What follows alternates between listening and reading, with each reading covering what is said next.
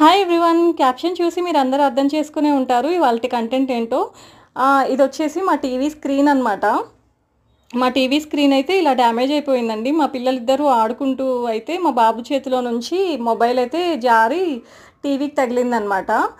So screen అయితే ఇలా damage అయిపోయిందండి. మా టీవీ వచ్చేసి శాంసంగ్ క్యూఎల్ఈడి టీవీ అండి. 55 ఇంచెస్ అనమాట. ఈ టీవీ తీసుకొని కూడా 1.5 ఇయర్ అయిందండి అంతే. అయితే ఈ స్క్రీన్ మళ్ళీ కొత్త స్క్రీన్ వేయించుదాం అన్నట్టుగా చాలా షాప్స్లో అయితే ఎంక్వైరీ చేశామండి. బట్ టీవీ కాస్ట్లో 80% ఆఫ్ కాస్ట్ అడిగారండి కొత్త స్క్రీన్ వేయడానికి.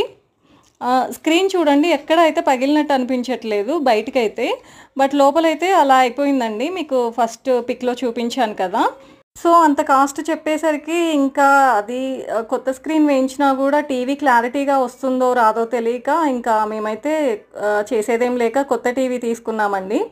టీవీల విషయంలోనైతే చాలా జాగ్రత్తగా ఉండండి. టీవీస్ కంట స్క్రీన్ గార్డ్స్ అయితే దొరుకుతాయంట. టీవీ కొనుక్కోగానే అవి వేయించుకోండి. ఇదైతే చాలా యూజ్ఫుల్గా ఉంటుంది.